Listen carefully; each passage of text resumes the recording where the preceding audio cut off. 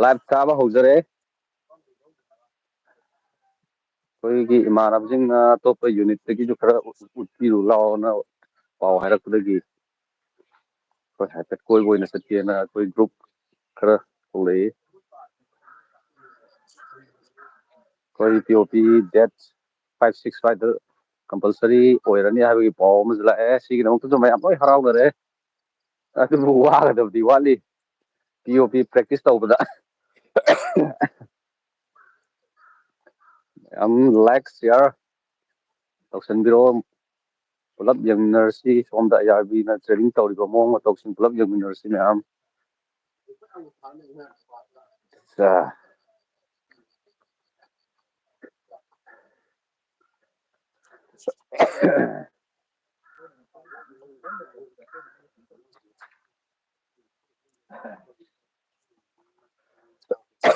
ꯑꯥꯔꯇꯤꯁꯀꯤꯗꯤ phone ꯄꯤꯗꯦꯕ ꯀꯃꯥꯏ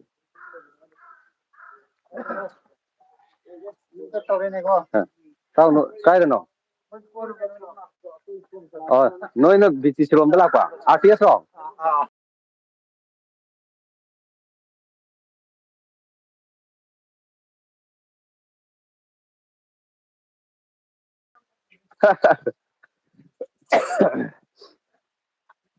ꯂꯣꯛ ꯊꯨꯡꯅꯔꯦ ꯂꯣꯏꯅ ꯂꯣꯛ ꯊꯨꯡꯅꯔꯦ ꯋꯦꯗꯔꯁꯦ ꯌꯥꯗ꯭ꯔꯦ ꯃꯃꯥꯡꯗ ꯂꯥꯏꯍꯧꯁꯨ ꯄꯥꯛꯇꯛꯅꯅ ꯇꯧꯅꯈ꯭ꯔꯕꯅꯤ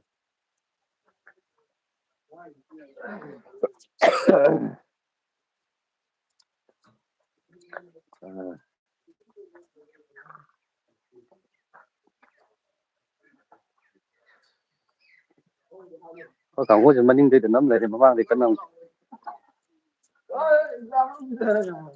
ꯃꯣꯏ ꯕꯤꯜꯗꯤꯡꯁꯦ ꯌꯦꯡꯉꯨ ꯀꯥꯟꯅꯩꯌꯦ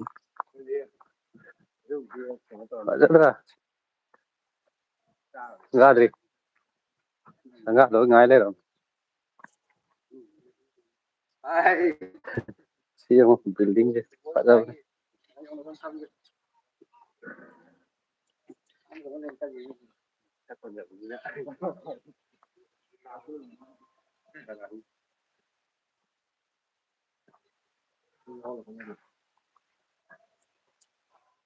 ꯍꯌꯦꯡ ꯍꯟꯅꯨꯔꯀꯥꯟꯗ ꯌꯦꯡꯅꯕ ꯂꯩꯍꯧꯔꯣꯏ ꯇꯧꯕꯅꯤꯅꯦ ꯎꯝ ꯎꯝ ꯍꯌꯦꯡ ꯍꯪꯆꯤꯠꯇ ꯉꯥꯏꯔꯦ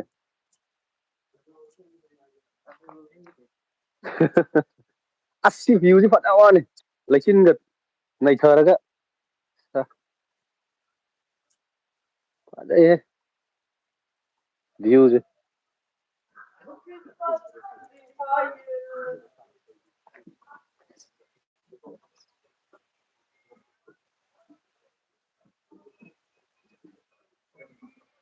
ꯚꯥꯏ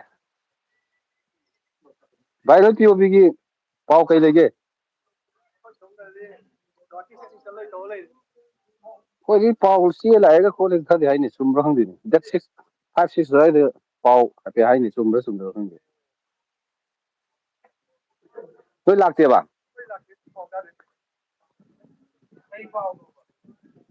ꯄꯤ ꯑꯣ ꯄꯤꯒꯤꯗꯣ ꯗꯦꯠ 5 ꯆꯦ ꯂꯥꯛꯑꯦ ꯍꯥꯏꯕ꯭ꯔꯥ 6 ꯍꯥꯏꯕ꯭ꯔꯥ ꯀꯩꯅꯣꯝ ꯂꯥꯛꯑꯦ ꯕꯇꯥꯂꯤꯟꯗ ꯂꯥꯛꯑꯦ ꯍꯥꯏꯕ꯭ꯔꯥ ꯀꯩꯅꯣꯝ ꯍꯥꯏꯅꯩꯌꯦ ꯑꯥ ꯑꯣ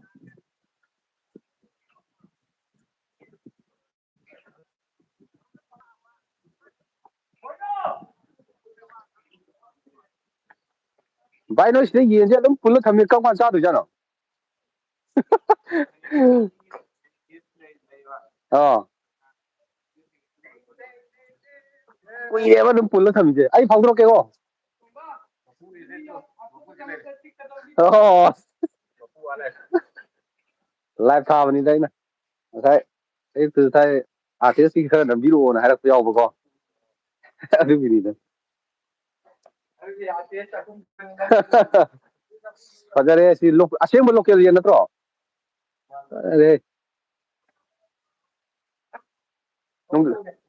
ꯅꯨꯡꯗꯥꯡꯗꯤ ꯂꯧꯁꯟꯕ꯭ꯔꯣ ꯃꯤꯅ ꯑꯃꯨꯛ ꯊꯥꯗꯣꯛꯈꯤꯗꯅꯕ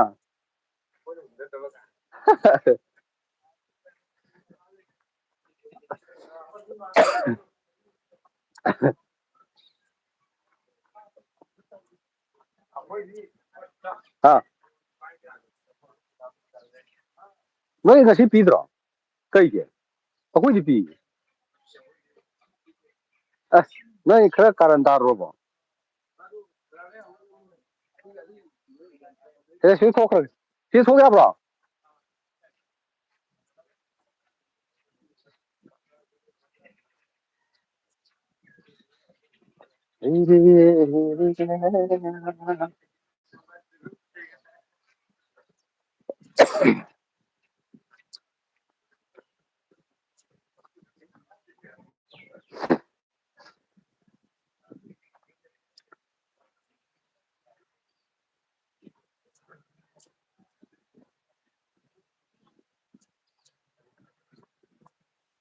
ꯚꯤ ꯑꯥꯏ ꯄꯤ ꯔꯣꯗ ꯌꯧꯔꯦ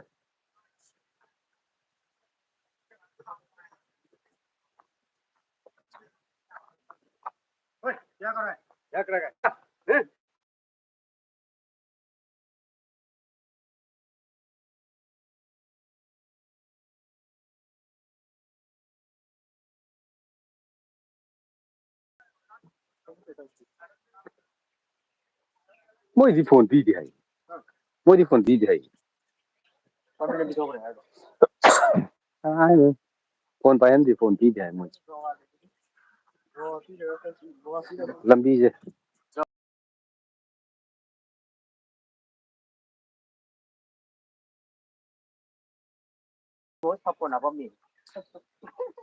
ꯇꯧꯕ ꯉꯝꯕ ꯃꯤ ꯉꯥꯛꯇꯅꯤꯅꯦ ꯃꯣꯏ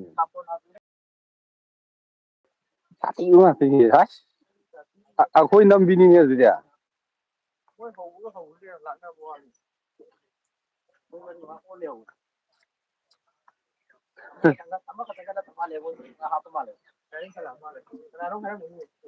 ꯃꯣꯏ ꯉꯁꯤ ꯄꯩꯁꯥ ꯇꯥꯕ꯭ꯔꯣ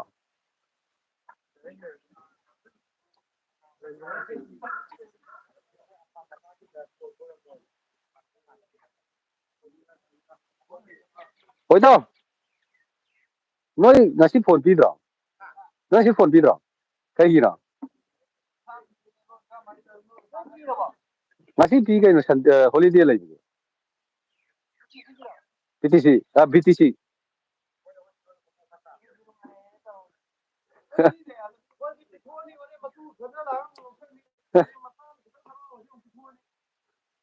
ꯂꯥꯏꯚ ꯊꯥꯕꯅꯤꯗ ꯅꯣꯏ ꯑꯥꯔꯇꯤꯁꯀꯤ ꯉꯁꯥꯏ ꯈꯔ ꯎꯠꯄꯤꯔꯛꯑꯣꯅ ꯍꯥꯏꯔꯤꯑꯅ ꯀꯣꯏꯕ ꯑꯣꯏ ꯂꯥꯛꯄꯅꯤꯅ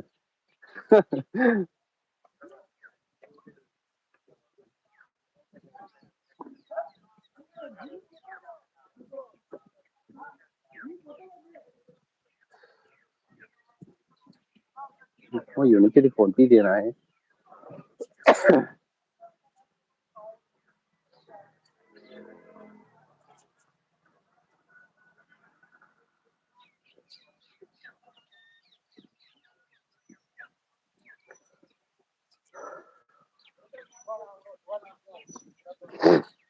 ꯂꯝꯕꯤꯁꯦ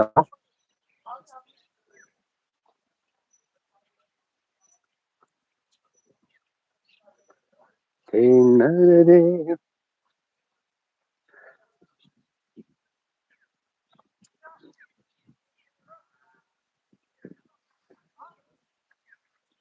ꯑꯆꯤꯛꯄ ꯑꯍꯤꯡꯒꯤ ꯈꯥꯖꯅ ꯇꯨꯃꯤꯟꯅꯅ ꯊꯣꯛꯂꯦ ꯃꯊꯟꯅꯇ ꯊꯥꯞꯅ ꯉꯥꯜꯂꯤꯕ ꯊꯋꯥꯟꯃꯤꯆꯥꯛꯁꯤꯡꯅ ꯑꯩꯒꯤ ꯄꯨꯛꯅꯤꯡꯕꯨ ꯊꯦꯝꯖꯤꯟꯕꯤꯔꯤ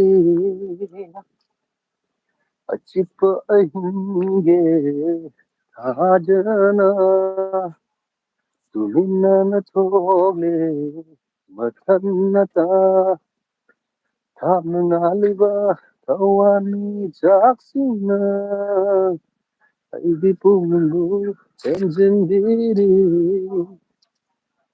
ꯐꯤ ꯅꯨꯡꯗꯤ ꯉꯥꯟꯊꯔꯅꯤ ꯁꯩꯊꯥꯕꯗꯤ ꯂꯣꯏꯍꯧꯔꯔꯣꯏ ꯃꯩ ꯊꯥꯜꯂꯤꯗ ꯅꯥꯇꯣꯟꯁꯤ ꯃꯔꯦꯡ ꯃꯔꯦꯡ ꯆꯠꯂꯦꯕꯣ ꯑꯁꯝꯕꯁꯤꯗꯤ ꯅꯠꯇꯦꯃꯤ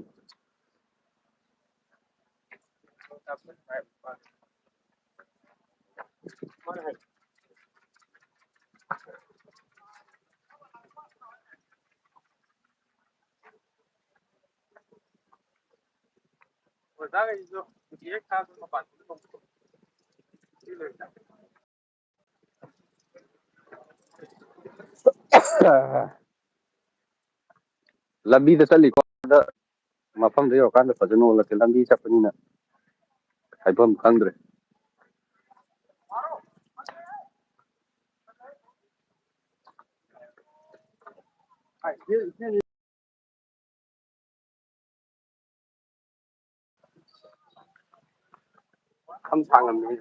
ꯁꯤ ꯃꯁꯛ ꯈꯪꯕ ꯌꯥꯎꯕ꯭ꯔꯥ ꯌꯦꯡꯉꯨ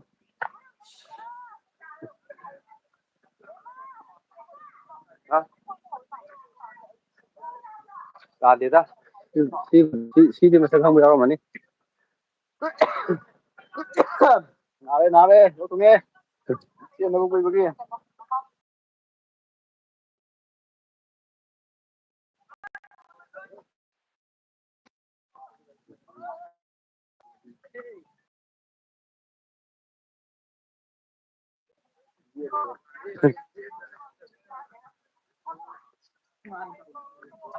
ꯚꯥꯏ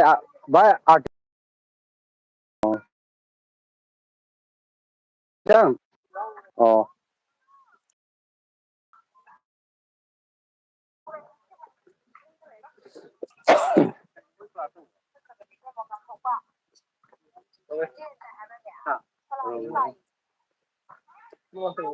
ꯇꯧꯔꯝꯃꯣꯏꯍꯦ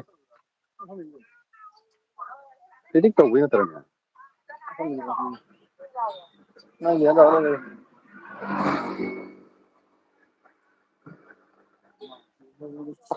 ꯍꯨꯃꯥꯡ ꯁꯧꯒꯠꯂꯛꯄ ꯋꯥꯅꯤ ꯌꯦꯞꯄꯗꯤ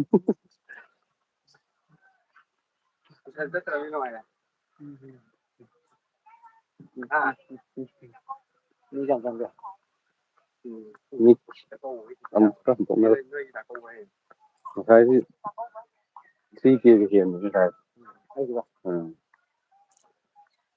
ꯚꯥꯏ ꯋꯥꯀꯤꯡ ꯆꯦꯜꯂꯤꯔꯣ BTC ꯔꯥ ꯐꯣꯀꯁ ꯇꯧꯁꯤꯜꯂꯣ BTCꯒꯤ ꯍꯦꯔꯣ ꯑꯃ ꯂꯥꯛꯑꯦ 100 ꯀꯤꯂꯣꯃꯤꯇꯔ ꯆꯦꯟꯕ ꯃꯤꯅꯤ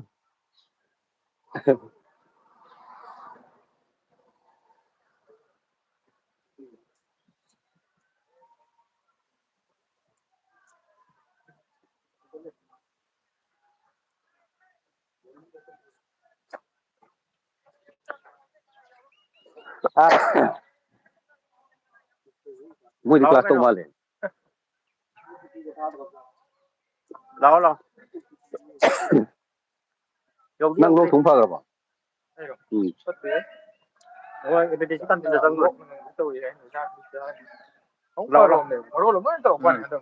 ꯑꯩ ꯂꯣꯛ ꯈꯨꯕ ꯀꯟꯅ ꯇꯧꯈꯠꯂꯦ ꯍꯤꯗꯥꯛꯇꯣ ꯑꯃꯨꯛ ꯊꯛꯇ ꯌꯥꯔꯣꯏ ꯍꯤꯗꯥꯛ ꯂꯩ ꯃꯣꯏ ꯊꯩꯕꯣꯡ ꯃꯌꯥꯝꯗꯤ ꯊꯩꯕꯣꯡꯗꯤ ꯑꯔꯣꯏꯕꯤꯅꯤ ꯃꯣꯏ ꯍꯧꯔꯤ ꯍꯥꯎꯗꯤ ꯍꯥꯎꯇꯦꯀꯣ ꯃꯣꯏꯁꯦ ꯆꯝꯃꯒ ꯃꯍꯥꯎꯗꯤ ꯃꯅꯤꯄꯨꯔꯅ ꯏꯍꯦꯟ ꯍꯦꯜꯂꯦ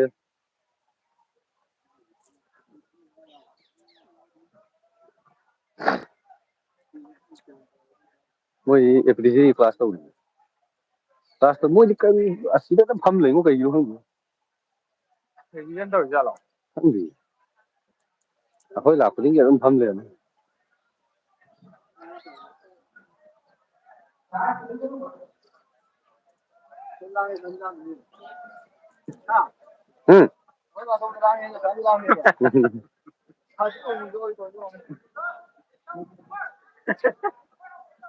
ꯑꯣ ꯍꯥꯎꯁꯤ ꯑꯣꯏ ꯃꯥꯜꯂꯦ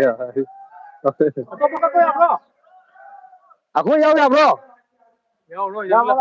ꯃꯣꯏ ꯁꯦꯠ ꯃꯌꯥꯝ ꯊꯥꯕꯗꯣ ꯆꯪꯉꯨꯁꯤ ꯀꯩꯅꯣ ꯑꯗꯨ ꯖꯥꯄꯤꯠ ꯅꯪꯕꯨ ꯆꯪꯉꯨꯁꯤ ꯆꯠꯁꯤꯔꯣ ꯑꯃ ꯍꯧꯒ꯭ꯔꯀꯥꯟꯗ ꯀꯃꯥꯏꯅ ꯍꯥꯎꯁꯤꯗꯣ ꯌꯥꯎꯗꯣꯏꯅꯣ ꯑꯗꯨ ꯖꯥꯄꯤꯠ ꯅꯝꯕ ꯆꯠꯂꯨꯕ ꯌꯥꯏ ꯀꯩꯅꯣ ꯑꯩ ꯒꯥꯔꯤ ꯊꯥꯎꯅꯤ ꯅꯍꯥꯟ ꯇꯧꯕꯗꯁꯨ ꯑꯩ ꯅꯍꯥꯟ ꯊꯧꯔꯤꯗꯣ ꯀꯣꯅꯔ ꯊꯧꯔꯤꯗꯣ 2,000 ꯆꯥꯝꯃ ꯐꯪꯖꯗꯧꯗꯣ ꯃꯤ 4 ꯊꯣꯛꯂꯛꯑꯕꯅꯤꯅ ꯑꯗꯨ ꯍꯥꯎꯁꯐꯨꯜꯗꯨꯕꯨ ꯌꯣꯟꯅꯦ ꯍꯥꯎꯁꯐꯨꯜ 5 ꯂꯩꯕꯗ ꯃꯣꯏ ꯁꯤꯒꯤ ꯌꯨꯅꯤꯠ ꯁꯤꯒꯤꯗꯤ ꯍꯥꯎꯁꯤ ꯇꯧꯔꯤ ꯃꯥꯜꯂꯦ ꯀꯔꯤꯒꯤ ꯍꯥꯎꯁꯤ ꯉꯥꯏꯒꯦ ꯃꯣꯏꯁꯦ ꯄꯪꯇꯧ ꯇꯧꯔ ꯑꯣꯏꯔꯝꯒꯅꯤ ꯁꯤꯗ ꯍꯥꯎꯁꯤ ꯇꯧꯔꯤ ꯃꯣꯏ ꯀꯟꯅ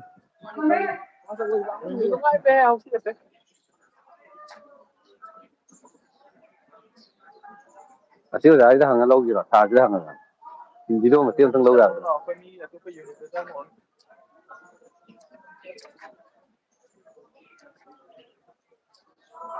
ꯑꯩꯈꯣꯏ ꯃꯣꯏꯒꯤ ꯇꯧꯗ꯭ꯔꯤꯅ ꯇꯧꯕ ꯑꯣꯏꯔꯝꯒꯅꯦꯕ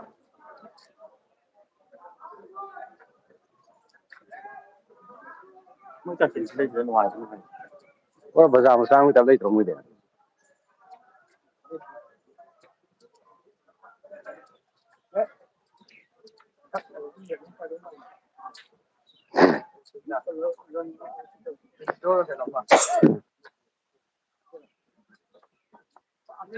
ꯕꯖꯥꯔ ꯕꯣꯠ ꯃꯆꯥ ꯀꯦꯟꯇꯤꯟ ꯖꯒꯥ ꯑꯃ ꯌꯧꯔꯦ ꯑꯩꯈꯣꯏꯅ ꯍꯌꯦꯡ ꯏꯟꯖꯥꯡ ꯑꯊꯣꯡꯕ ꯂꯩꯕ ꯏꯟꯖꯥꯡ ꯑꯊꯣꯡꯕ ꯌꯥꯎꯕ꯭ꯔꯥ ꯌꯦꯡꯒꯦ ꯂꯥꯛꯏꯅꯦ ꯑꯩꯈꯣꯏ ꯂꯥꯛꯏꯁꯤ ꯑꯝꯇ ꯍꯥꯡꯗ꯭ꯔꯦ ꯉꯁꯤꯗꯤ ꯍꯥꯡꯉꯦꯗ ꯂꯣꯏ ꯊꯣꯡꯉꯤ ꯉꯥꯛꯇꯅꯤ ꯂꯩꯔꯤ ꯀꯩꯅꯣ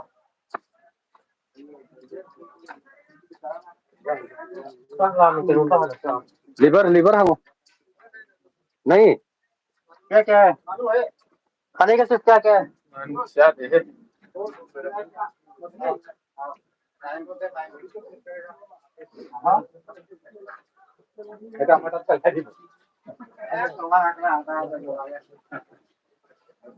ब्रो लिवर मिलेगा क्या क्या है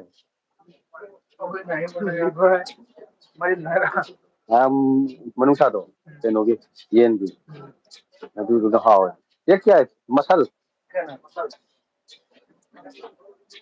वो दूसरा के पूछ के आओगे नहीं मिलेगा तो इधर से लेंगे लेके जा हम मछली है क्या है अच्छा कहाँ है तुम्बा क्या क्या क्या हाँ कितना ये नहीं मसल में कौन समझ लो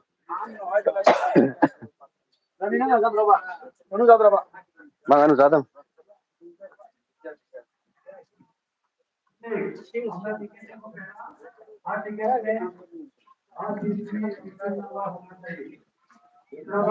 एक नंबर डाबल नहीं होना चाहिए वही टिकट में डाबल नंबर नहीं होना चाहिए अभी भी मेरे को तीसरा डाबल नंबर है और एक टिकट में नंगा जवाब में हुआ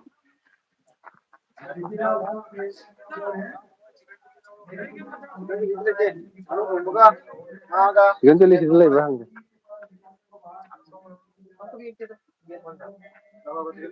चिकन चिल्ली सिले ले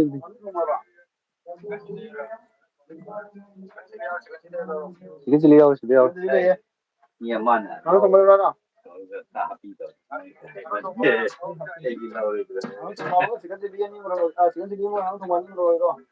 लिवर है भैया लिवर देख लूंगा लिसिंग में लौड़ा दिया अब हाँ लिसिंग में यार वो अकोई हूँ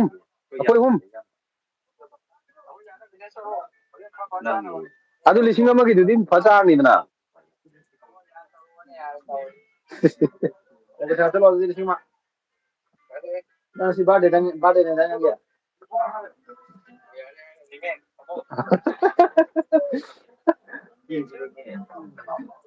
काशी मिलेगा आखिर याम दे में गनु ने होगा था कितना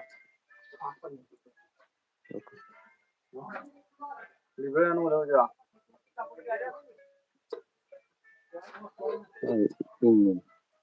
मासिले है क्या ले बिरो मा क्या ले बिरो सी चिकन चिल्ली हां नमें तो मैं जाएगा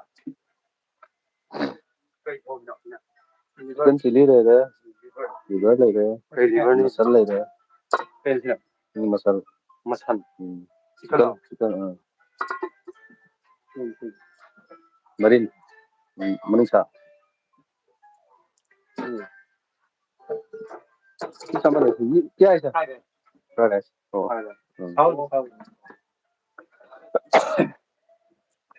प्लेन में कितना है फ्राइड राइस फुल में half full fried rice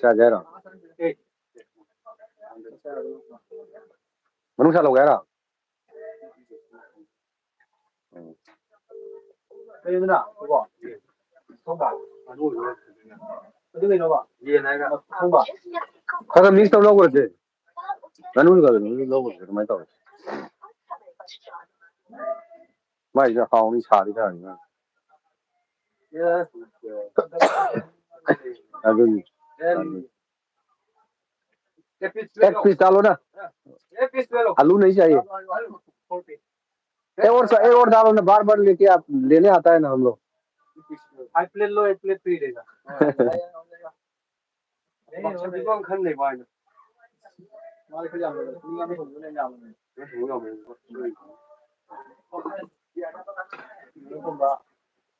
nó cũng không nên không phải đâu gì đều trên nhiều ha anh đi đâu anh đi đâu đâu đi ra nang han gi sa mai ka pong ni ko yang cha bai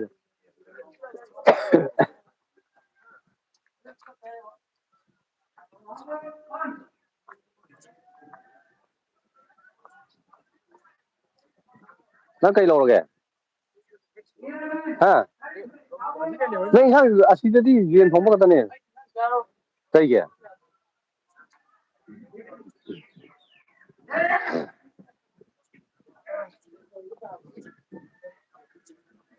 nang kai yang long doi no kai yang long doi no ba yen ju le ji mo de ji yen ju le adudi asidi ye le ho chalo mà cái là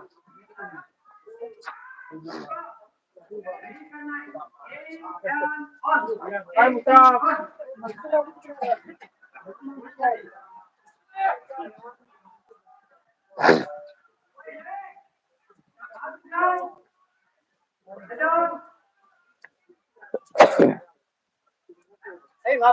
APTC कर पाए हाँ ओ नते BTC मोजे हौसी तौ मा ले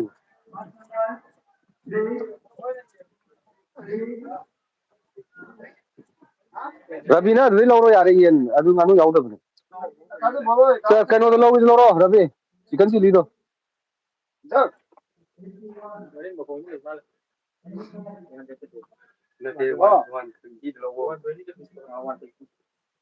chicken liver प्लेटा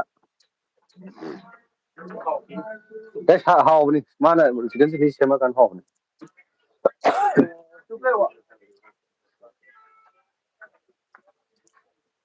chicken chilli कितना प्लेट अभी खाया लो बस हाँ अरे माँ तो 50 का हाँ इन हावनी ने ना अपाव wen चाबर सादा Ngô, ai có tuổi? Ngô, tao không biết lâu lâu có tuổi thì sắp đi thôi. Bắp lên nó sao phải? Hai. Có đây nhỉ? Hả? À. artist ra da Hai plate. moi artist ra Anh get one. Đây ta đi. Rồi mà trong sao thế hả? Nó để mua cái nó. Apa yang lawa? lâu đi Lawa dah. Ini kan. lâu rồi da Lâu thế đâu? Chỉ cho mình mà tầm 4 chia đây. Apa dia baru memang aja di mana dia. Dia pada dah. Dia pada semua bawah.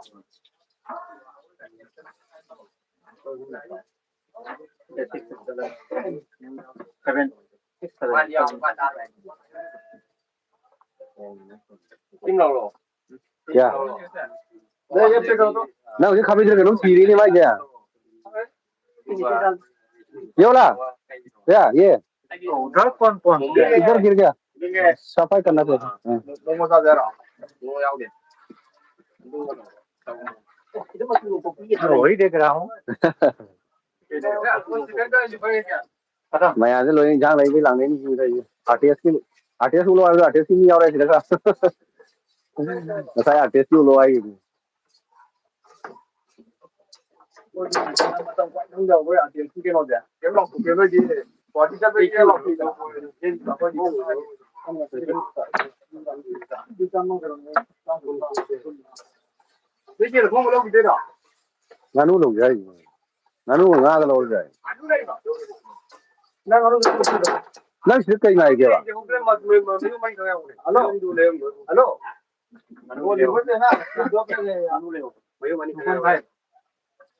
Cái này là xí cái nó hơi đó. Chicken đây kìa, chicken buy 5 get 1. 120 का ये. Chicken chili पे. Bye. Thế một bên ăn. Achhe. Siêu lâu rồi đó. Chicken chili is nice one. ये सही कि नहीं? सही है सब। वो ये क्या है? तो और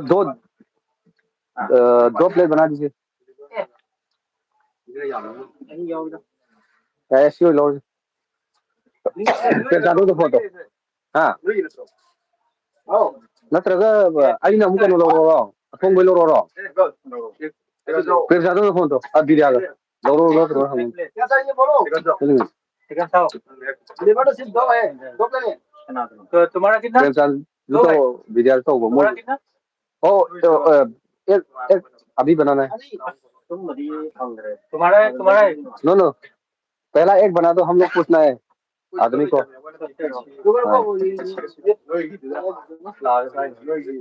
वो ठंडा है क्या वो गर्म करना चाहिए ना बोला ठंडा नहीं है वो गरम करने नहीं सर चेक करो तो वो कंटेनर में नहीं आएगा ना इसलिए तो तुमको ऑफर में दिया तो कंटेनर में लगा तो कंटेनर का प्राइस लेगा कंटेनर डाल देगा कोई आपको इसलिए बोलो बोलो जितना प्लेट होगा उतना क्या मैं मुझे क्या है क्या मैं डाल देगा कोई आपको क्या लोकल अरे हाँ सीप से लोरा के बा 실로 오너미 지금 기도라는 어느 정도로 올려야 ये और तुम्हारे सामने देखा रहता हूँ कोई आपत्ति नहीं जैसे सीओ लो सीओ हां ने इसके ऑफर दे दिया देखो ये 3 में फाट ही जाएगा मेरा हाँ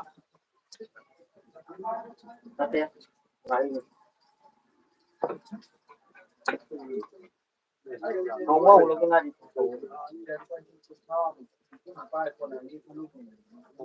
Yes. Không thể khởi động rồi. तो profile rồi mới nào họ có cái giao từ đi sao không được mà tao nó rồi Bây giờ không thì nó đâu rồi nó hai mang về đâu. cái video cái ấy nó Rau phim san Ô mày. khơi cái tầm giá đó khơi cái này đang lâu rồi đó cái nó không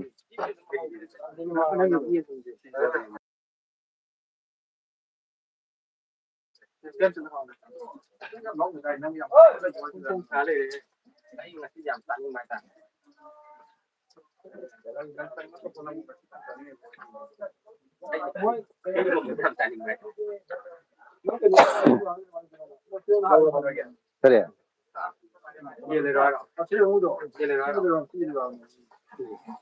ay yaw rồi khơi lâu rồi yaw rồi mai xí hoàn tụi chỉ gì vậy chỉ lâu phần nhiều đánh kìa hả tao sẽ xuống rồi dài rồi chắc là thằng đó sao nhảm thôi किसको गए था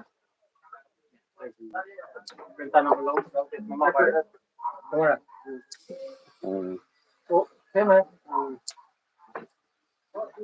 xe ay ha cái lại cái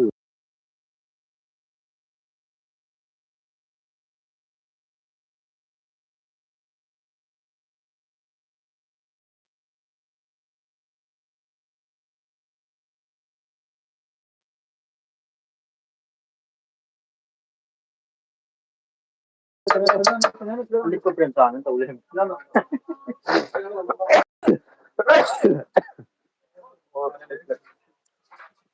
Bye. Còn tôi đi nào. sai rồi nhang lại đấy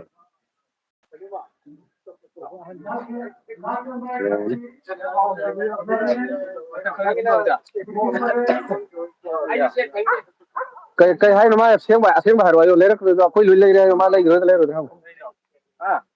lên trang mù Hello. ꯅꯪꯒꯤꯗꯣ ꯀꯩꯅꯣꯗꯣ ꯂꯨꯄꯥ 150 ꯄꯤꯗꯣ ꯑꯅꯤ ꯂꯧꯔꯣ ꯍꯥꯏꯔꯣ ꯅꯠꯇ꯭ꯔꯒ ꯀꯃꯥꯏꯅ ꯇꯧ ꯍꯥꯏꯅꯣ?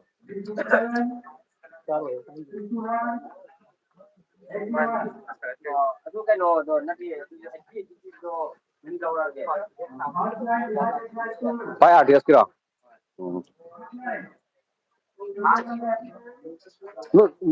ꯅꯣꯏ ꯉꯁꯤ ꯐꯣꯟ ꯄꯤꯗꯕ꯭ꯔꯥ? ꯐꯣꯟ ꯄꯤꯗꯕ꯭ꯔꯥ ꯅꯣꯏ ꯉꯁꯤ? ꯑꯩ ꯂꯥꯏꯚ ꯊꯥꯕꯅꯤꯗ. ꯄꯤꯌꯦ ꯑꯩꯈꯣꯏꯗꯤ. ꯅꯣꯏ ꯄꯤꯗꯦ ꯍꯥꯏꯗꯣ ꯀꯩꯒꯤꯅꯣꯕ? ꯐꯌꯥꯔꯤꯡ ꯇꯧꯕ꯭ꯔꯣ ꯅꯣꯏꯁꯦ? ꯐꯌꯥꯔꯤꯡ ꯇꯧꯕ꯭ꯔꯕ? ꯅꯪꯒꯤꯗꯨꯔꯣ? ꯄꯥꯏꯗ꯭ꯔꯤꯌꯦ ꯑꯗꯨꯗꯤ ꯁꯤ ꯂꯩꯍꯧꯕꯅꯦ. ꯍꯣꯏ ꯆꯝꯄ꯭ꯔꯥ ꯀꯩꯅꯣ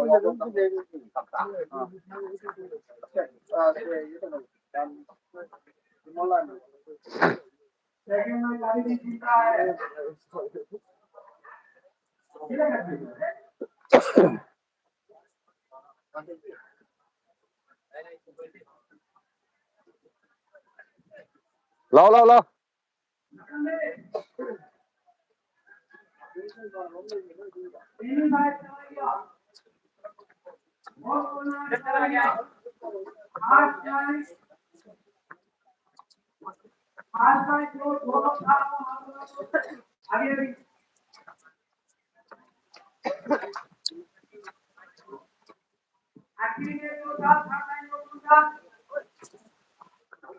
ꯍꯜꯂꯣ.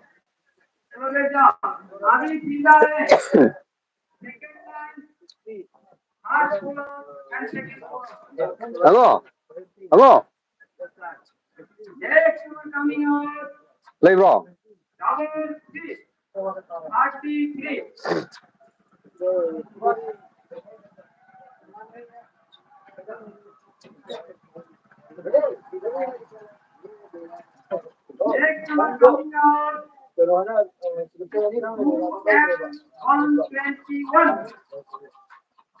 ꯀꯩꯅꯣ ꯂꯩꯔꯝꯗ꯭ꯔꯕꯣ?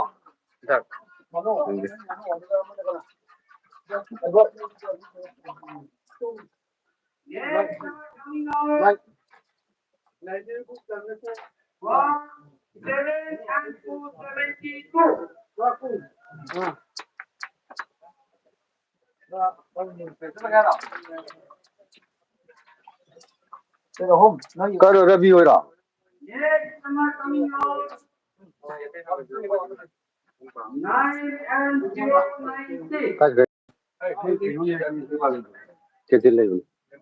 ꯑꯗꯣ ꯑꯩꯈꯣꯏꯗ ꯂꯩꯔꯕꯣ ꯂꯩꯇ꯭ꯔꯤꯕꯣ?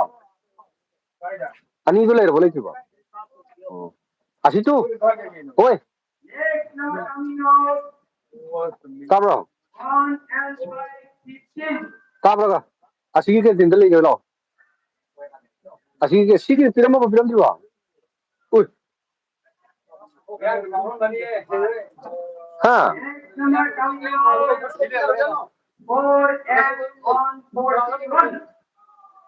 ꯑꯩꯈꯣꯏ ꯑꯍꯨꯝ ꯑꯣꯏꯇꯥꯔꯗꯤ ꯑꯩ ꯑꯃ ꯂꯧꯔꯣ ꯌꯥꯔꯦ ꯂꯥꯛꯑꯣ. ꯌꯥꯅꯤ. ꯑꯇꯩ ꯀꯅꯥ ꯂꯧꯕꯤꯔꯣ ꯍꯥꯏꯕ ꯌꯥꯎꯒꯦ? ꯑꯃꯒ ꯂꯧꯔꯣ ꯌꯥꯔꯦ ꯂꯥꯛꯑꯣ. ꯂꯩꯔꯤꯕꯣ? अरे ऑफर भी हो जाऊंगा 4-5 लेने से थोड़ा कम नहीं होता क्या? दूसरा का तो सब किया है आपको.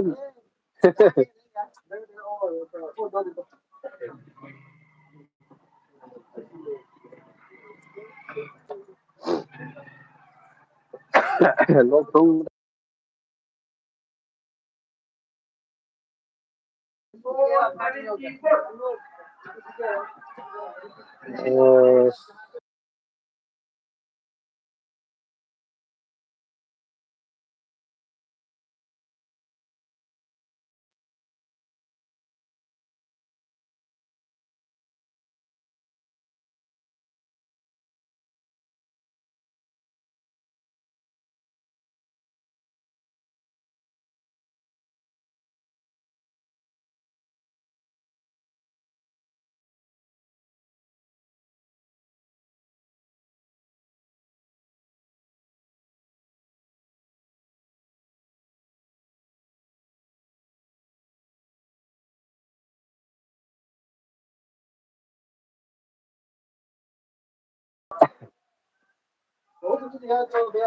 Dạ, alo, alo. Ê, đây lò hàng nó lò dài lò thu bao nhiêu? Offer đi vui đi phải.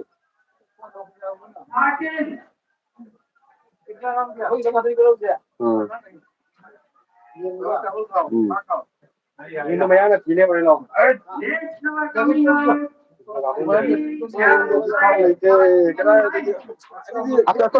Até que piva.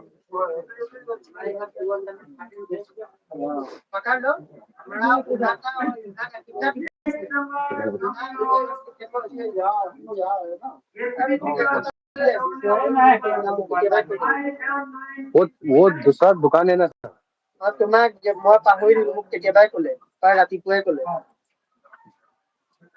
खाली ना बसो अभी ये मैं पाहुरी दिखलो हे मुख के बाय खोले मैं काली है खामु कायले ते राती पर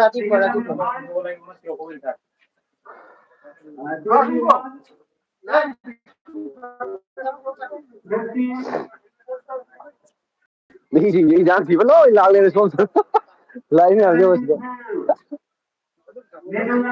आई सी ला था ले में का जाता है आई न कप में बनी आपने काटी रह गया बात सुन ले 12,000 सेकंड अरे कितने समझ लो 8,000 के लिए जीवन लगाओ alo aduga sikit din dalo ai ja hau ta bai da kai no lokaci lai da sonda ja hau ta lai bane nanu kai ga lo ne hau ai agoi hero ya ra ni da jesan kai jang lo ga na ah itu tuh kentin mana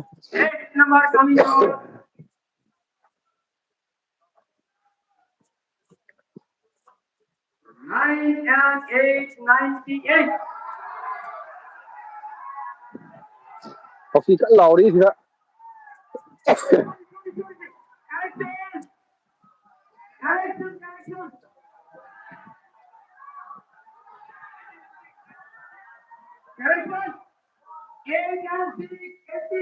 Coffee này chia hai đứa ta rồi này chia để lầu đứa ta rồi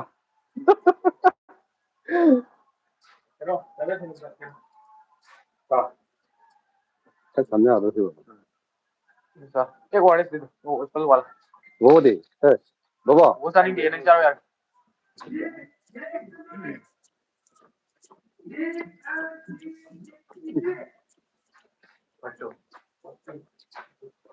mới không có tài gì tía ở khối nó hậu ta khắc chào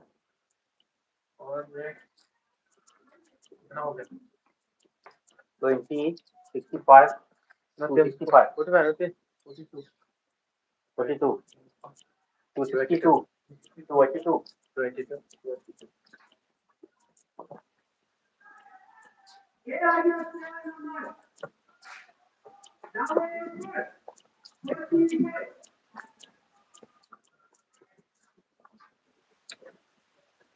rồi thế nó ra rồi đó không na phát đi bà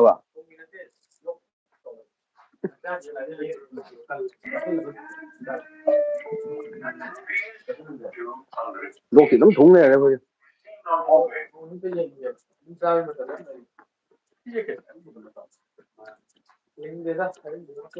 ấy betul nih anggar loh Hati ya, itu tidak. Tadi belum ada itu nang.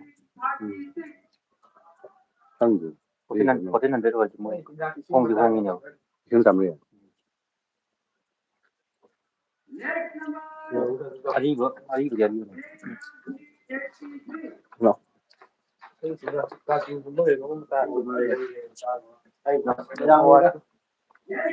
Ngaku abi dia itu kan kalau itu kan.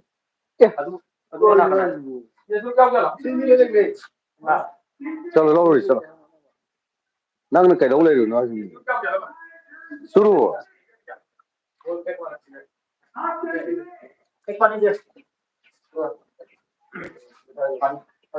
đấy artist à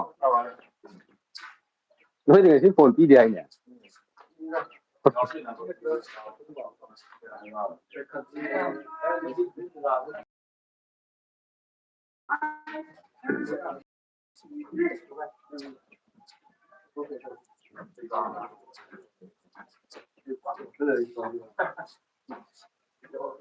Rabi hang tro.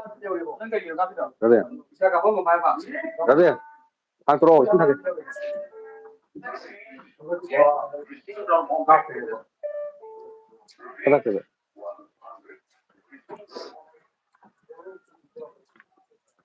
Cái đó dạ dạ học từ cái gì đó là họ rồi sao thì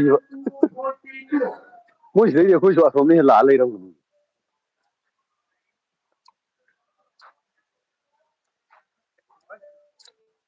Yes, number 1 and 14.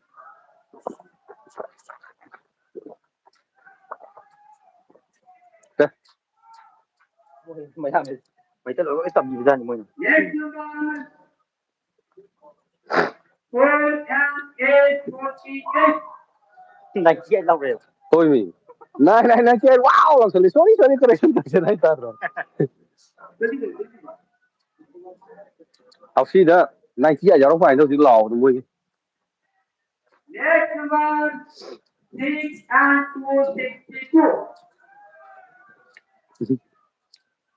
62. cây lâu ghê nó má cây lâu rồi kìa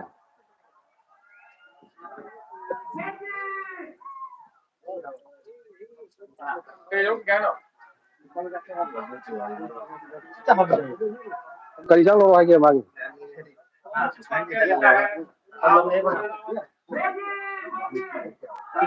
lò mới lò thế lò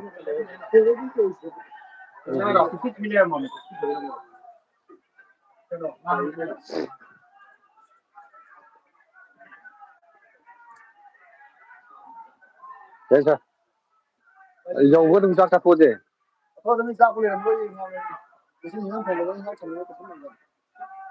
Đây là đã được rồi. Cây lấy nào? phải yên video cái đâu đi how's it tao rồi này kia ai làm cái tao rồi Nice, come on, Nick. oh sorry correction ai tao rồi này kia ai Next one, I am 252.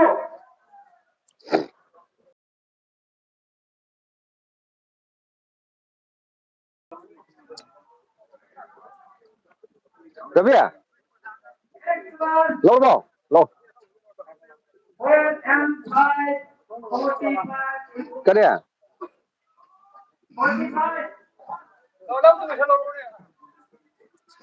Đâu qua lại ra. xác thì đang phòng nào đi nó lâu phân nào mà xác cũng lấy chỉ tao con này mà Next one, 2 and 23. mai ngày nu lâu cái đâu kìa à isa xác được Next one, 4 and giang lấy cái lăng đấy nha thế ta mít ta được nữa Hawaii đâu có đi con nào bây giờ rồi single number. Full number. 9. Này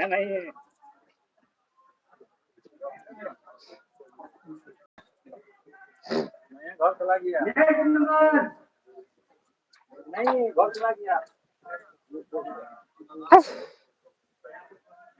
không thể nói làm ra đi gì 8 and 0. à quên na thola thì à quên là khẳng đời nè số cái lối làm ra đi nè lý ta nó vẫn bị kia mà cái nó Hai.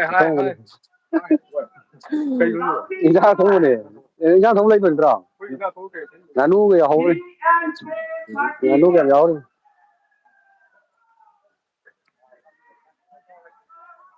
cây nọ cây đã Next number. ui nhiều này wow 5 and 54.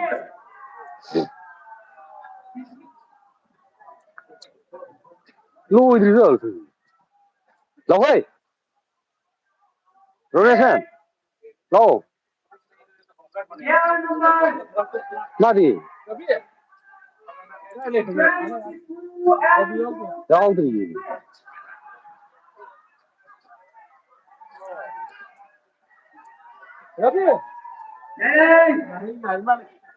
ꯑꯣ ꯂꯣꯏꯔꯦ ꯑꯗꯨꯗꯤ ꯑꯩꯐꯥꯎ ꯀꯣꯛ ꯂꯩꯔꯒꯦ ꯍꯥꯏꯗ꯭ꯔꯒ ꯑꯩ ꯉꯥꯏꯗꯣ ꯃꯨꯟꯗꯦꯕ ꯍꯧꯖꯤꯛ ꯑꯩꯈꯣꯏ ꯂꯥꯛꯄ ꯊꯥꯎ ꯉꯧꯔꯤꯃꯦꯕ ꯑꯁ ꯃꯨꯜꯂꯦ ꯐꯔꯦ ꯑꯗꯨꯝ 60 ꯄꯤꯕꯗꯨꯔꯣ ꯆꯥꯝ ꯂꯧꯔꯛꯄ꯭ꯔꯣ ꯆꯥꯝꯃꯗ ꯂꯧꯔꯦ ꯂꯥꯛꯑꯣ ꯐꯔꯦ ꯑꯗꯨꯝ ꯔꯕꯤ ꯀꯔꯤ ꯂꯧꯔꯒꯦ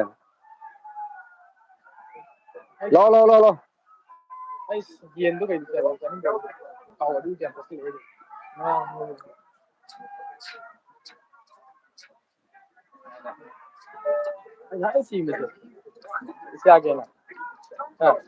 ꯍꯥ ꯑꯣ ꯂꯥꯛꯑꯣ ꯃꯤ ꯆꯠꯈ꯭ꯔꯦ ꯂꯥꯛꯑꯣ ꯅꯪ ꯉꯥꯏꯔꯤꯅꯤ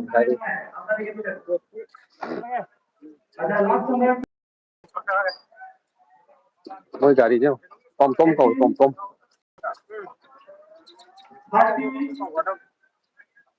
ꯚꯥꯏ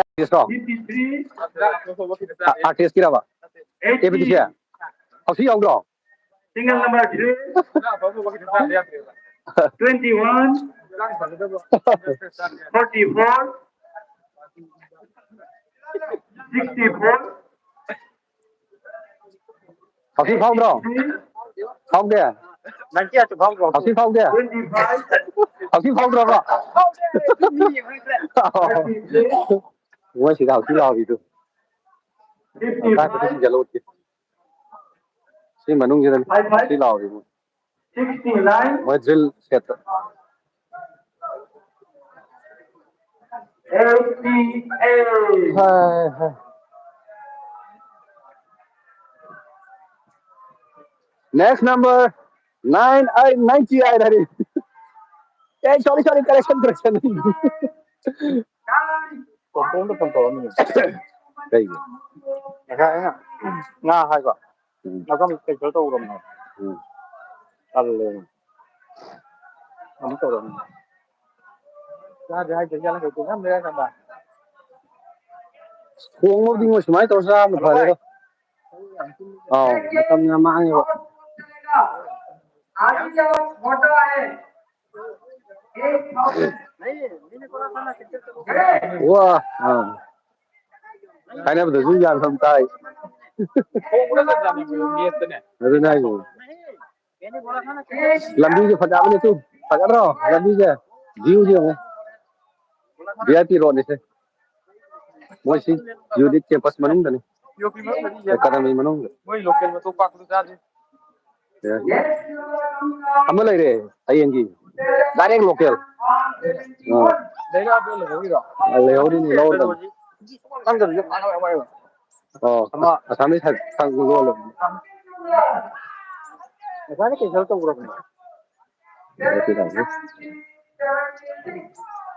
Lepo.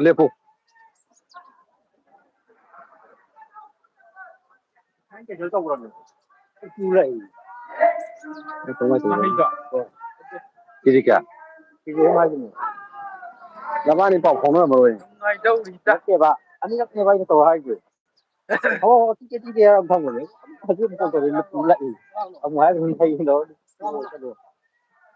ngay cái gì hôm cái này nắng ra ngoài rồi bây giờ nó thịt cho lấy lại nga tao yen adu ada makong nanu loi sura kan sida nga hay yok cái lỗi cinema ya ma koina lai bo sakam je yam noina dum lai khana sai na bo kemte yaude tai kari wari utai lan tran santo po kemta taubi gano laite POP club sa date 565 da sarani na paul di lai ya do akoi de asen ba report pirak ko di lai adu bu kai no gi di yore POP dress di yore company 1 di yore company 2 jo koi ngasi yorane ai luda tung khai yorane này mà mình chơi tao hỏi khang ni VIP ꯂꯥꯏꯟꯅꯤꯅ ꯂꯥꯛꯑꯕꯣꯏ ꯑꯣ ꯂꯝꯕꯤꯁꯤꯅꯤ ꯃꯣꯏꯁꯤ ꯂꯝꯕꯤꯅꯤ ꯌꯥꯝ ꯐꯖꯔꯤꯁꯤ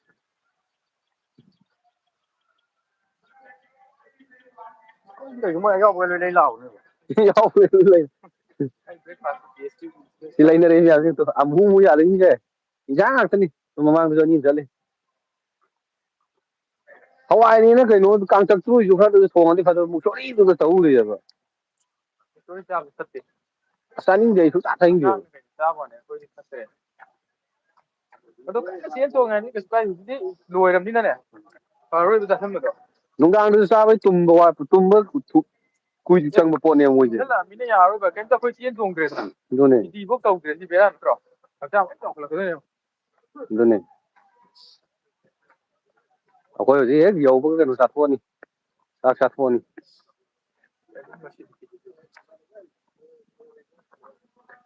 ꯁꯤ ꯌꯦꯡꯉꯣ ꯅꯨꯡꯗꯥꯡꯋꯥꯏꯔꯝꯒꯤ ꯚ꯭ꯌꯨꯁꯦ ꯌꯥꯝ ꯊꯤꯅ ꯐꯖꯕ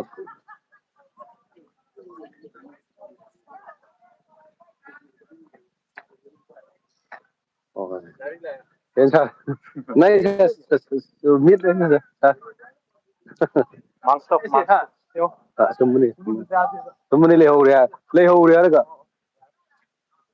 ꯍꯣꯔꯦꯟ ꯅꯨꯡꯗꯥꯡ ꯐꯥꯖꯤꯜꯂ ꯊꯝꯃꯝꯃꯣꯅ ꯄꯥꯎꯗꯣ ꯍꯥꯏꯔꯝꯃꯗꯕꯅꯤ ꯀꯅꯥꯗ ꯍꯥꯏꯔꯤꯕ ꯏꯅꯛ ꯅꯛꯅ ꯂꯩꯔꯝꯃꯦ ꯑꯅꯥꯟꯕ ꯑꯆꯧꯕ ꯑꯃ ꯀꯅꯥꯗ ꯑꯩꯈꯣꯏꯒꯤ ꯇꯣꯕꯤ ꯂꯩꯕꯗꯣ ꯑꯗꯨꯒꯤ ꯅꯥꯀꯟꯗ ꯉꯁꯥꯏ ꯆꯪꯉꯝꯃꯕꯅꯤ ꯅꯥꯎꯔꯤ ꯀꯥꯞꯄ ꯍꯥꯠꯁꯤꯔ ꯇꯧꯔꯝꯃꯕꯅꯦ ꯃꯥꯅꯁꯨ ꯍꯥꯠꯂꯣ ꯍꯥꯏꯕ ꯅꯣꯏ ꯍꯥꯠ ꯉꯝꯅꯤꯗ ꯍꯥꯠꯂꯣ ꯍꯥꯏꯔꯛꯑꯕꯅꯦꯕ ꯃꯥꯔꯕꯜꯗ ꯂꯩꯇꯗꯅ ꯑꯃꯨꯛ ꯇꯣꯛꯑꯦ ꯀꯌꯥ ꯍꯥꯏꯌꯣ 1,400 ꯃꯅꯨꯡꯗ ꯑꯗꯨꯝ ꯍꯥꯏꯔꯛꯀꯅꯤ ꯀꯩꯅꯣ ꯃꯥꯔꯕꯣꯜ ꯅꯠꯇ꯭ꯔꯗꯤ ꯌꯥꯗꯕ ꯀꯩꯅꯣ ꯍꯥꯠꯇꯣꯏꯕ ꯅꯨꯡ ꯄꯥꯜꯍꯧꯗ꯭ꯔꯗꯤ ꯀ꯭ꯔꯨꯛ ꯀ꯭ꯔꯥꯛ ꯀꯃꯥꯏ ꯅꯥꯎꯔꯤ ꯀꯥꯞꯄꯒ ꯃꯥꯡꯈꯤꯅ ꯄꯣꯠꯅꯤ ꯍꯟꯖꯤꯜꯂꯛꯑꯒ ꯃꯥꯁꯨ ꯍꯥꯏꯌꯦ ꯑꯗꯨ ꯆꯦꯟꯈ꯭ꯔꯒ ꯍꯜꯂꯛꯇ꯭ꯔꯗꯤ ꯕꯦꯔꯥ ꯀꯥꯅꯤꯀꯣ ꯑꯃꯨꯛꯁꯨ ꯍꯥꯏꯕ ꯃꯥꯅꯀꯣ ꯑꯗꯨ ꯃꯀꯣꯟꯗ ꯇꯞꯅ ꯂꯩꯔꯦ ꯅꯨꯡꯗꯥꯡꯗ ꯐꯥꯖꯤꯜꯂ ꯑꯗꯨꯃꯥꯏꯅ PTCꯒꯤ ꯗꯨꯒꯤꯗꯁꯨ ꯑꯩꯅ ꯑꯃ ꯂꯧꯒꯦ ꯍꯥꯏꯕꯅꯤ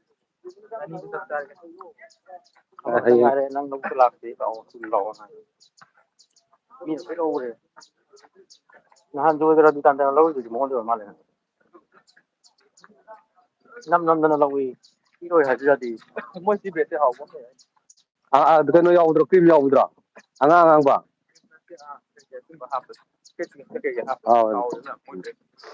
ꯑꯆꯝꯕ ꯄ꯭ꯂꯦꯟꯗꯣ ꯅꯠꯇꯦ ꯄ꯭ꯂꯦꯟꯗꯨꯗꯤ ꯍꯥꯎꯇꯦ ꯑꯗꯨꯗꯤ ꯀꯔꯤꯝ ꯌꯥꯎꯗ꯭ꯔꯁꯨ ꯑꯗꯨꯝ ꯆꯥ ꯌꯥꯏꯌꯦꯕ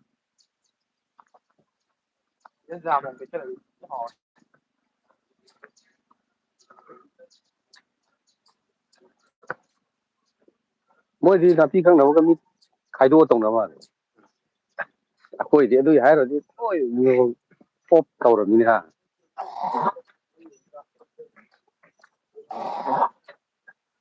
ꯎꯒꯁꯦ ꯌꯦꯡꯉꯨ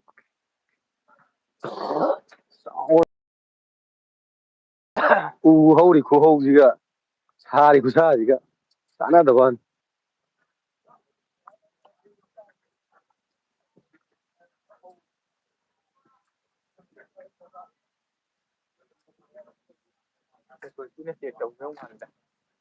ꯑꯩꯈꯣꯏꯔꯣ ꯍꯥꯏꯁꯦ ꯀꯩ ꯇꯧꯔꯤ ꯏꯟꯁꯥꯡꯅꯦ ꯍꯥꯏꯔꯒ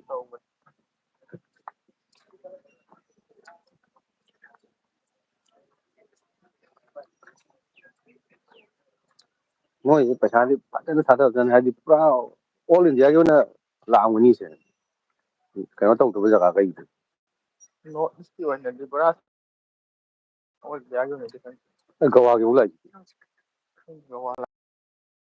ꯃꯣꯏꯗ ꯀꯩꯅꯣ ꯂꯩꯇꯦ ꯍꯥꯏ ꯑꯩꯈꯣꯏꯒꯤ ꯁꯤꯚꯤꯜ ꯄꯨꯂꯤꯁꯀꯤꯗꯤꯀꯣ ꯀꯩꯅꯣ ꯂꯩ ꯊꯝꯐꯝ ꯂꯩ ꯍꯥꯏꯕ ꯑꯗꯨꯒ ꯁꯨꯃꯥꯏꯅ ꯃꯣꯏꯒꯤ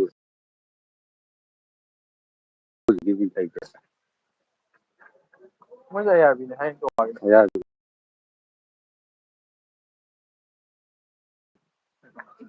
ꯑꯗꯨꯅ ꯃꯣꯏ ꯑꯗꯨꯒꯤ ꯇ꯭ꯔꯦꯅꯤꯡ ꯁꯦꯟꯇꯔ ꯂꯩꯇꯦ ꯍꯥꯏ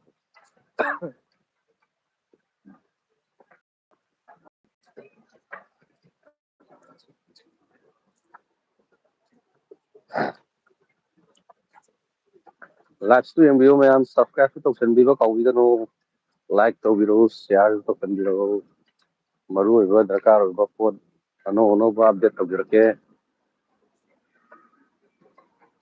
ꯍꯧꯖꯤꯛ ꯑꯩꯈꯣꯏ ꯐꯥꯏꯅꯦꯜꯒꯤ ꯐꯤꯖꯤꯀꯦꯜ ꯑꯦꯛꯖꯥꯝ ꯂꯣꯏꯈ꯭ꯔꯦ ꯑꯗꯨꯒꯤꯁꯨ ꯚꯤꯗꯤꯑꯣ ꯗꯦꯃꯣꯒꯤ ꯑꯣꯏꯅ ꯃꯇꯦꯛꯇꯤ ꯊꯥꯒꯠꯈ꯭ꯔꯕꯅꯤ ꯑꯗꯣ ꯑꯁꯥꯡꯕ ꯍꯧꯖꯤꯛ ꯁꯦꯝꯃꯒ ꯊꯝꯃꯦ ꯍꯌꯦꯡ ꯃꯊꯪ ꯅꯨꯃꯤꯠ ꯅꯤꯅꯤ ꯍꯨꯝꯅꯤ ꯂꯩꯔ ꯃꯇꯨꯡꯗ ꯊꯥꯒꯠꯀꯦꯅ ꯊꯝꯕꯅꯦ ꯑꯗꯨꯒ ꯍꯧꯖꯤꯛ ꯄꯤ ꯑꯣ ꯄꯤ ꯗ꯭ꯔꯤꯜ ꯇꯝꯕ ꯍꯧꯔꯦ ꯄꯤ ꯑꯣ ꯄꯤ ꯗ꯭ꯔꯤꯜ ꯇꯝꯕꯗꯣ ꯐꯖꯅ ꯑꯩꯈꯣꯏ ꯈꯔ ꯈꯨꯠꯂꯣꯏꯔꯀꯥꯟꯗ ꯅꯝꯃꯒ ꯑꯃꯨꯛ ꯚꯤꯗꯤꯑꯣ ꯑꯞꯗꯦꯠ ꯇꯧꯔꯛꯀꯦ ꯍꯩꯇ꯭ꯔꯤꯉꯩꯒꯤꯗꯤ ꯅꯝꯕꯗ ꯅꯨꯡꯉꯥꯏꯇꯦꯅ ꯅꯝꯗꯕꯅꯦ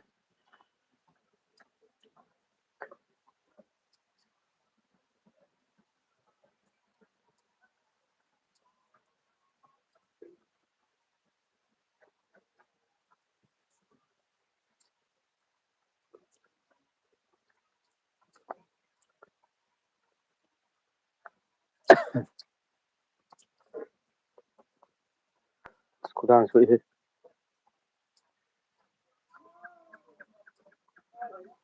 ꯗꯤ ꯀꯝꯄꯅꯤꯅꯦ ꯚꯥꯏ ꯇꯣꯝꯕ ꯇꯣꯝ ꯒꯪꯒꯥ ꯁꯅꯨ ꯍꯥꯏ ꯍꯦꯜꯂꯣ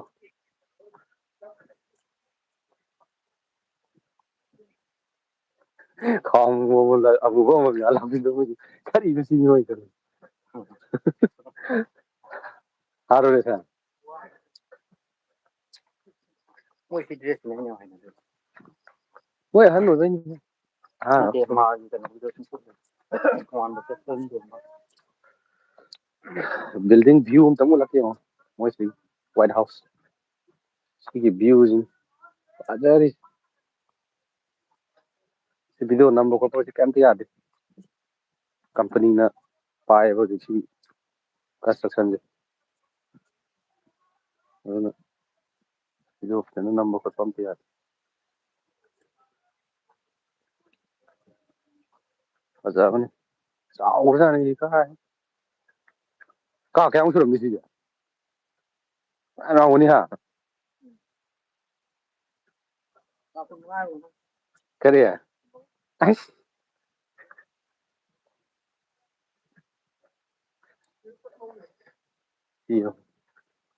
ꯈꯨꯆꯥꯎꯁꯦ ꯌꯦꯡꯉꯨ ꯕꯤꯜꯗꯤꯡ ꯅꯣꯔꯠ ꯏꯁꯇꯗꯤ ꯁꯤꯅ ꯏꯆꯥꯎ ꯆꯥꯎꯔꯦ ꯍꯥꯏ ꯂꯧꯗꯦ ꯅꯪ ꯂꯧꯔꯛꯑꯅꯨ ꯍꯥꯏꯗꯥꯏꯅꯦ ꯑꯃ ꯂꯧꯔꯦ ꯑꯣ ꯔꯕꯤꯅ ꯑꯃ ꯂꯧꯒꯤ ꯄꯤꯖꯥꯒꯤꯅ ꯑꯃꯨꯛ ꯀꯩ ꯂꯧꯔꯛꯏꯅꯣ ꯍꯥ ꯎꯝ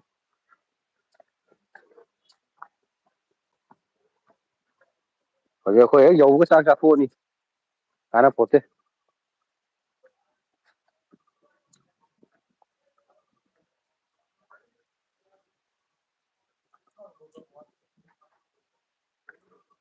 ꯚꯥꯏ ꯁꯤ ꯀꯝꯄꯅꯤ ꯀꯌꯥꯅꯣ ꯕꯤꯁꯤ ꯀꯔꯣꯝ ꯂꯩꯒꯦ ꯕꯤ ꯀꯩꯒꯤꯅꯣ ꯀꯩꯒꯤꯅꯣꯕ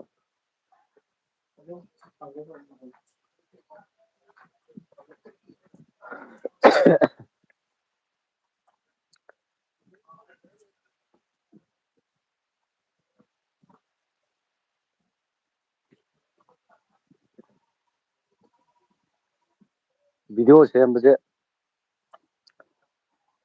ꯑꯗꯨꯝ ꯌꯨꯅꯤꯇꯤꯀꯣ ꯃꯁꯥ ꯃꯁꯥꯅ ꯐꯖꯅ ꯅꯝꯁꯤꯜꯂ ꯊꯝꯅꯕ ꯑꯣꯏꯗꯤ ꯐꯗꯕꯀꯣ ꯑꯗꯩ ꯑꯩꯈꯣꯏ ꯌꯥꯎꯕ ꯌꯨꯅꯤꯠꯇꯪ ꯑꯅꯝꯕ ꯅꯝꯕꯅꯤꯅ ꯑꯗꯩ ꯃꯤ ꯑꯇꯣꯞꯄꯅ ꯑꯗꯨꯝ ꯑꯗꯨ ꯃꯤꯗꯣ ꯎꯠꯄꯤꯔꯛꯑꯣ ꯑꯗꯨ ꯎꯠꯄꯤꯔꯛꯑꯣ ꯍꯥꯏꯔꯛꯄꯁꯨ ꯌꯥꯎꯋꯦꯕ ꯑꯗꯨ ꯃꯁꯛ ꯃꯃꯤꯡ ꯈꯪꯅꯕꯁꯨ ꯅꯠꯇꯦ ꯀꯝꯄꯅꯤ ꯀꯥꯏ ꯇꯥꯔꯤ ꯌꯨꯅꯤꯠ ꯀꯥꯏ ꯇꯥꯔꯤꯅꯣ ꯈꯪꯅꯗꯦ ꯀꯃꯥꯏꯅ ꯎꯠꯂꯨꯅꯤ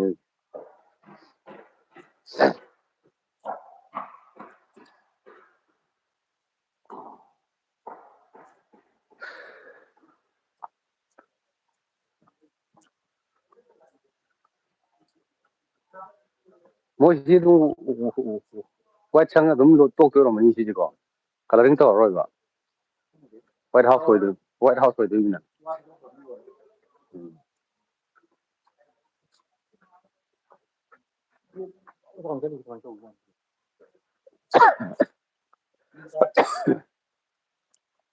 ꯄꯤꯂꯔꯒꯤ ꯈꯨꯆꯥꯎꯁꯤ ꯌꯦꯡꯉꯣ ꯁꯤ ꯄꯤꯂꯔ ꯈꯨꯆꯥꯎꯁꯤ ꯌꯦꯡꯉꯣ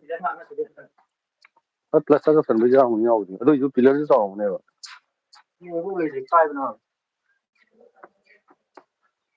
ꯃꯅꯨꯡꯒꯁꯦ ꯃꯩꯅꯤ ꯑꯁꯤ ꯀꯥꯔꯟ ꯂꯥꯛꯏꯒꯥꯏꯒꯤ ꯃꯊꯛꯀꯤ ꯁꯞꯄꯣꯔꯠ ꯈꯔ ꯄꯤꯅꯕ ꯈꯣꯠꯅꯕ ꯇꯧꯅꯤꯅꯤꯀꯣ ꯗꯤꯖꯥꯏꯟꯁꯨ ꯑꯣꯏꯕ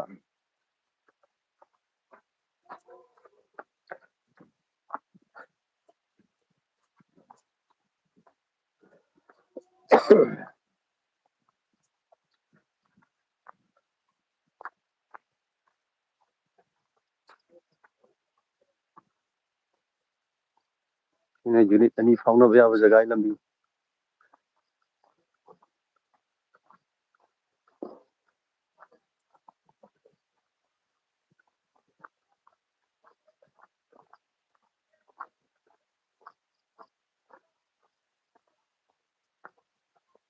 ꯒꯋꯥ ꯀꯥꯡꯕꯨꯁꯦ ꯀꯩꯅꯣ ꯐꯨꯂꯤꯠ ꯂꯦꯞꯄꯤꯅꯤ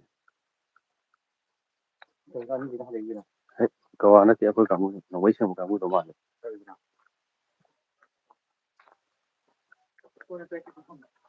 ꯍꯥ ꯁꯣꯝꯗ ꯀꯩꯅꯣꯝꯃ ꯀꯔꯤ ꯑꯄꯔꯥꯙ ꯇꯧꯔꯨꯔꯦ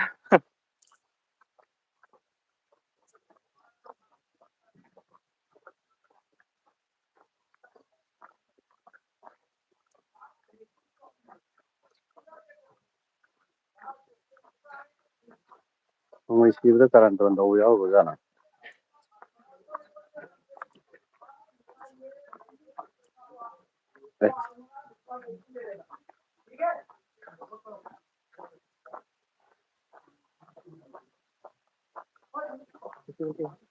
ꯃꯦꯛꯖꯤꯟ ꯇꯦꯛꯄ ꯌꯥꯎꯕꯖꯥꯠꯂꯣ ꯂꯣꯏꯔꯝꯗꯥꯏ ꯈꯣꯠꯄ ꯇꯧꯔꯅꯤ ꯀꯃꯥꯏ ꯃꯦꯆꯤꯟ ꯇꯦꯛꯇꯣꯏꯅꯣ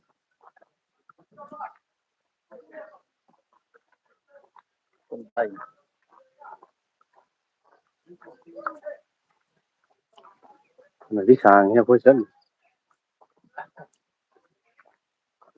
30 ꯀꯤꯂꯣꯃꯤꯇꯔ ꯆꯦꯟꯕ ꯉꯝꯃꯒ ꯁꯤ ꯆꯠꯄꯗꯤ ꯀꯩꯅꯣ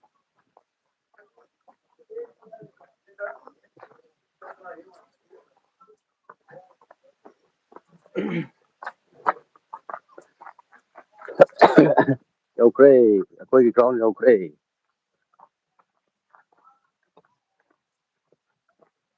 ꯍꯜꯂꯣ ꯑꯗꯨꯝ ꯆꯥꯊꯣꯛꯑꯁꯤ ꯆꯥꯛ ꯃꯄꯥꯟ ꯆꯥꯁꯦ ꯍꯥꯏꯔꯣ ꯃꯅꯨꯡ ꯆꯥꯁꯦ ꯍꯥꯏꯔꯣ ꯐꯃꯨꯡꯗ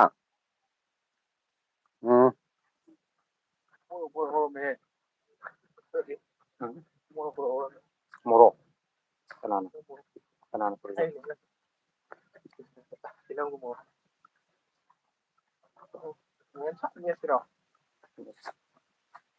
ꯈꯔ ꯆꯥꯅꯤꯡꯉꯤ ꯌꯥꯝ ꯅꯨꯡꯉꯥꯏꯇꯦ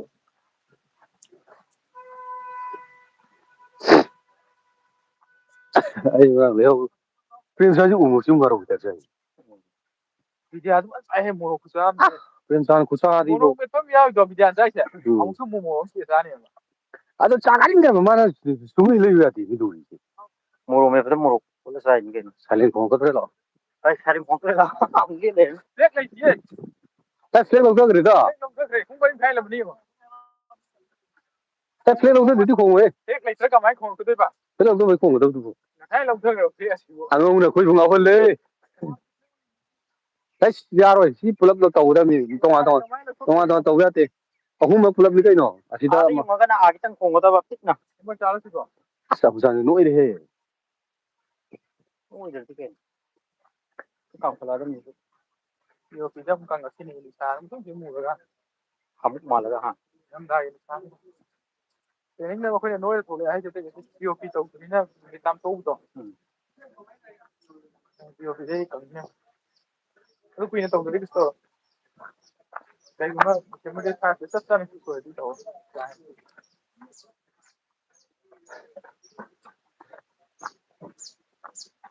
ꯅꯣꯏ ꯀꯩꯝ ꯂꯧꯔꯛꯇ꯭ꯔꯕꯣ ꯂꯩꯔꯛꯇꯦ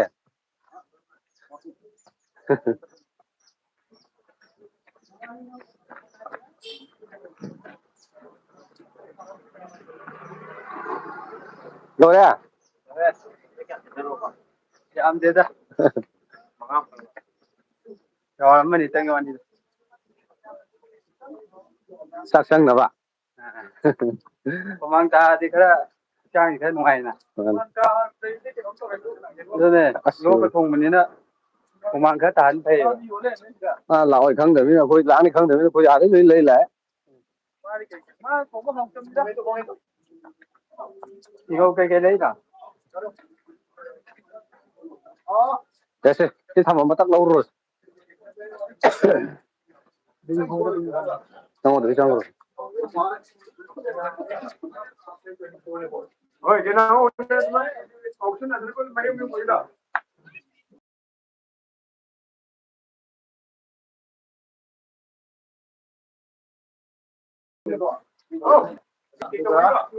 시포기. Đúng mà.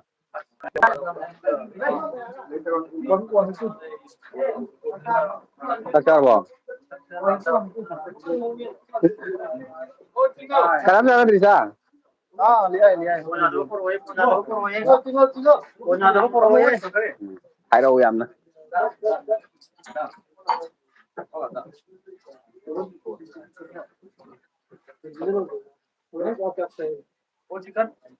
여기 또 몰라요. 딱, 네 몰라요. 네, 그거. Khối người lúc đây được à? 지금 도 야제, 알아서. 네, 이거 거는 뭐, 그, 저기, 야, 이거, 이거, 야, Ôi, anh biết mà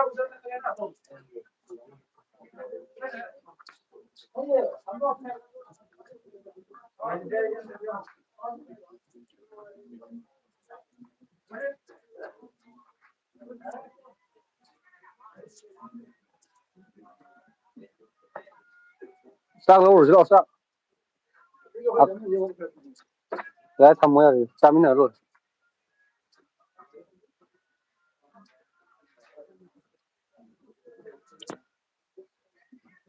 Cũng không phải đó rồi. A까 지금 가지 가잖아.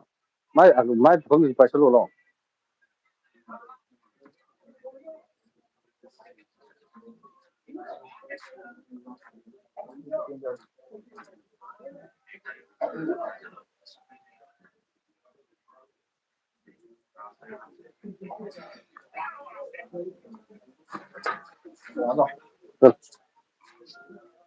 아, 그, 아디 잡으지 설로. 저렇게 해라. 신제 시들래. 난 상나 보이다. 괜찮아요, 그러나. 사람은 서울 되고. 그래서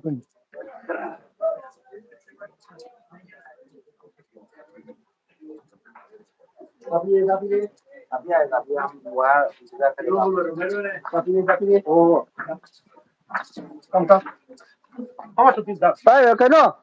Thôi. Xe. apa sih bang sih Vậy hello rồi.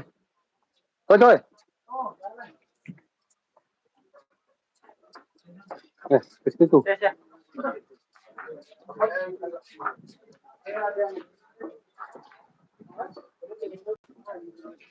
이거 나 안까 아야 해 저기 보라 저기다 내가 나왔어 Sao lâu rồi, sao lâu rồi. Apa bắt tao. 여기 좀 단도 이건 봐 Sang lâu cái.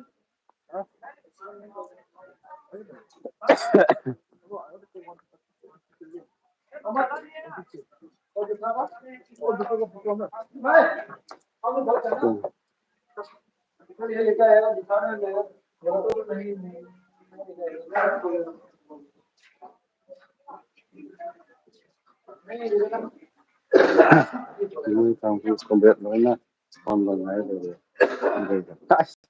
Bạn đây thì ở với công việc ôn là nuôi ngái này đấy đi này thôi. Rồi.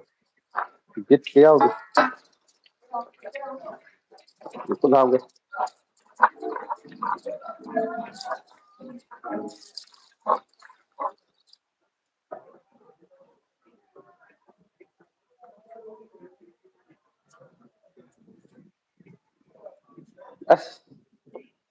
Khối lớn thì ô lời đó, đi xin đi vào ngoài lối ô là đi.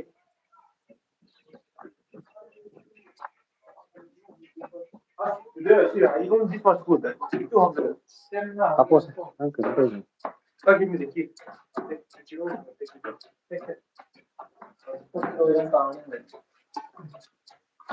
Kenapa yaman? Yaman kan?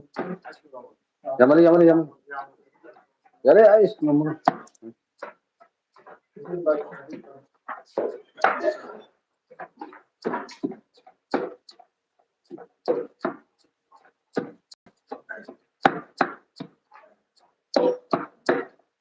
Lanjut. Masih. Nah. Ini dah kalau ni. Dah ni. Jangan kapro jaro saya. Kapro ni. Nomor omong guys.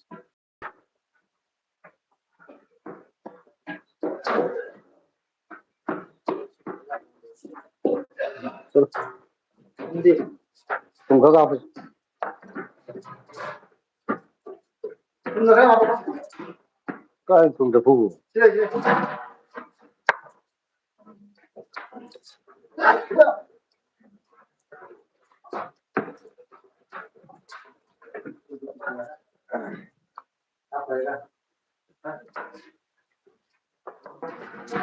Asik. Come on.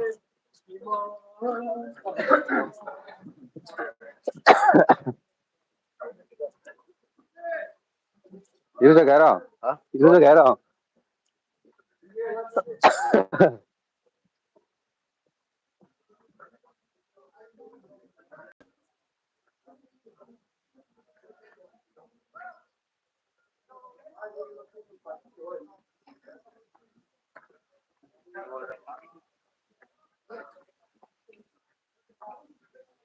Sai để gọi lên thì Cái nào? vô lúc liền ta rồi. Không quay lên nè. Không phải đây. Rồi. YouTuber cái sao cái chồng đây đây gọi.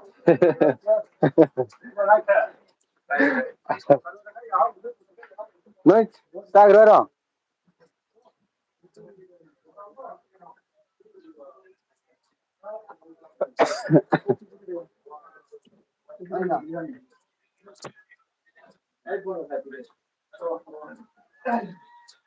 아, 지금 가요 올라노.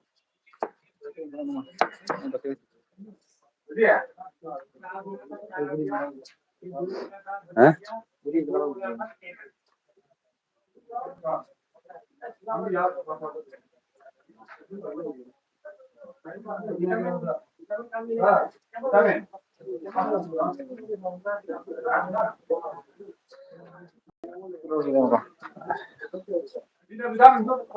싹싹하게 떠오르게.